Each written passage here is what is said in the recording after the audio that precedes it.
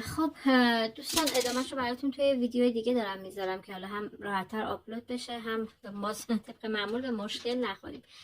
روی برگه های تاروتتون دارم میبینم که الان در حال حاضر به شدت افسرده اید، یعنی یه حالتی که انگار گوشه گیری دائم دارید فکر و خیال میکنید، همش دلتون میخواد بخوابید، از جمع دور باشید. یه حالتی از افسردگی دارم کنارتون میبینم. میگه نگران نباشید، این حالت برای شما به زودی، یعنی زودتر از اون چیزی که فکر کنید داره برطرف میشه و 100% من دارم یک شروع جدید، یک شروع خیلی خوب و عالی کنارتون میبینم. یعنی تمام این ناراحتیاتون انشالله به امید خدا خیلی زود داره پوچ میشه، داره یک برگ تازه، یک ورقه سفید دوباره توی زندگیتون باز میشه که کلی اتفاقات خوب و عالی کنارشه. چرا؟ چون کنار این برگه براتون برگه کائنات افتاده. دوستان ببینید، کائنات یعنی این که این خواست خداست و خواست کائناته.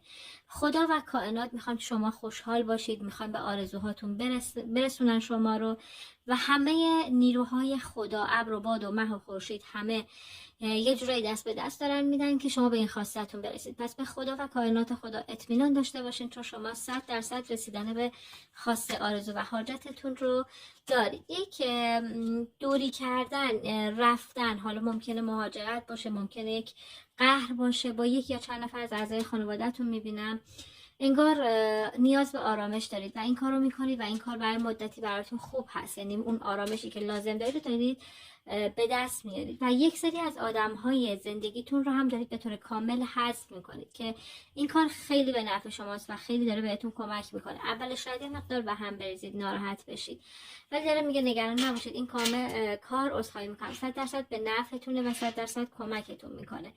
پس این کار رو حتما انجام بدید. و در برگه آخر داره به شما میگه که از تمام اون چیزهایی که الان نگرانتون کرده، از تمام اون چیزهایی که الان در موردش استرس دارید، نمیدونید چی میشه، نمیدونید آینده این کار چی میشه، خیلی خیلی زود میایید بیرون، چون بالا سرتون باز کائنات. نگاه از هر طرف که نگاه میکنید برگه شما آخر به کائنات میرسه.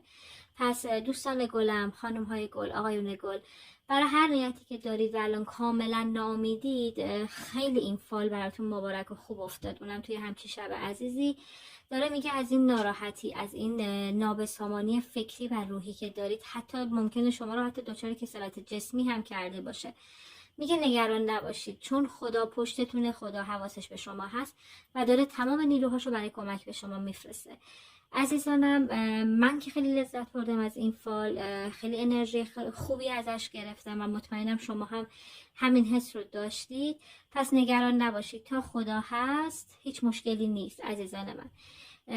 فعلا به خدا میسپارمتون، انشالله تا فال بعدی که حالا باز اگر دوست دارید فال خاصی براتون گرفته بشه، دوستان عزیز حتما برام کامنت کنید.